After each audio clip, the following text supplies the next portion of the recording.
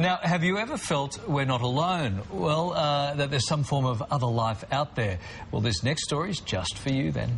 We've come across never-before-seen home video that cannot be explained. In it are what appear to be 2 UFOs. We sent our man Simon to investigate.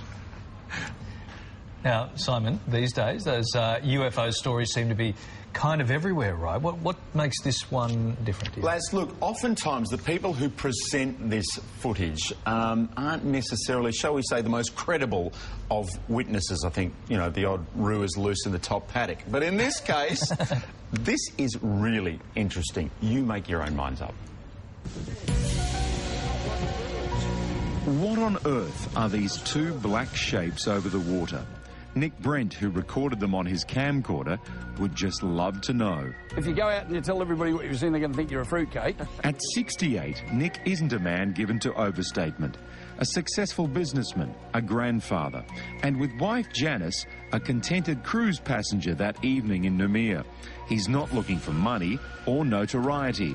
I'm guessing if you were in the States, you'd be potentially making an awful lot of money out of this on Oprah or something like that, but we're very glad that you spoke to us. Yeah, well, we're not in it for that, but I'm just really curious. I've got an open mind on the subject. There's a lovely and a very Australian moment in all of the excitement. There's 2 of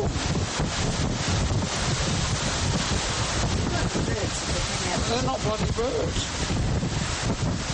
There's 2 of them. I can see this movie being called They're Not Bloody Birds. I think that would be good. Doug Moffat is spokesman for UFO Research New South Wales. When Nick returned from his cruise, Doug got the phone call.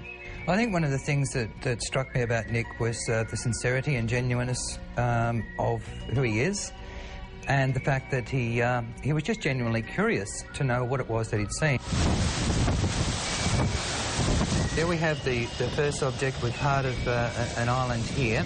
We have the second object coming in. You can see that they appear to be, this is far more cylindrical. One of the theories that was proposed is maybe kite surfers. What do you say about that?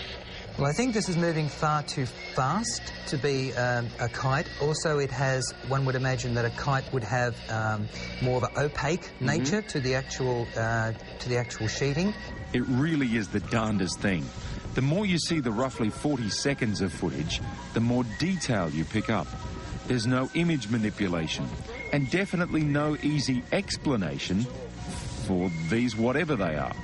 We have to accept that people, genuine, credible people who are not stupid, who are not making things up, are seeing things that have no genuine explanation. Where that point is over there, I'd say it was at least that.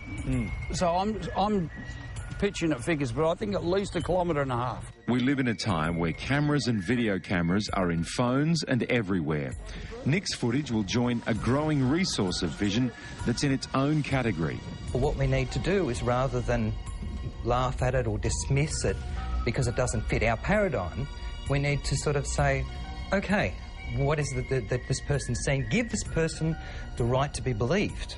I think, like many people, I want to believe in something else out there. Do a YouTube search for UFOs and just see what happens. It's fascinating to contemplate the prospect of other life forms.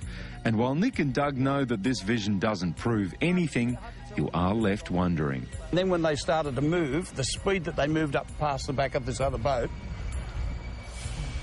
bit of a head scratcher. Yeah. We're not the only grain of sand on the beach, and I look at it from that point of view. His battery ran out sort of halfway through that.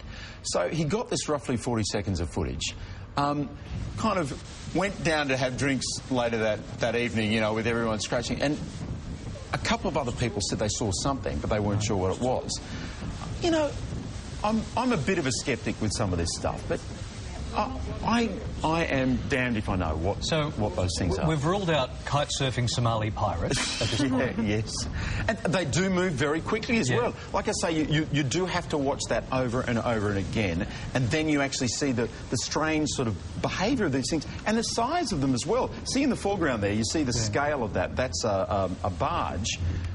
So it's not like a small sailboat or something like that? No, absolutely, moving far too fast. So what are you saying then, Simon? I mean, you said you're a sceptic. I'm completely cracking up, Mon. Okay, do you believe this? You're a believer? Look, I think having watched this, I have no idea what those are. They're not Glad bags, as our director Jackie just possibly pointed out.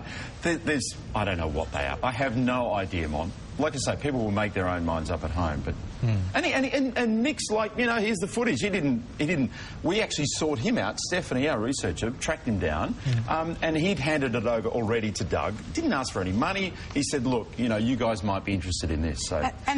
Yeah, and that was in Noumea. That's right. In very Noumea. Nice. Any excuse for a junket, eh, Simon? I wonder where the next UFO sighting might be. The Maldives? San Francisco would be good. I've been on that. I remember on First Hour, the fun ship, after a 4-hour happy hour, I saw some crazy stuff too. Didn't have the video camera handy. Thank you, Simon. Very Thank good. you very much. Something to ponder.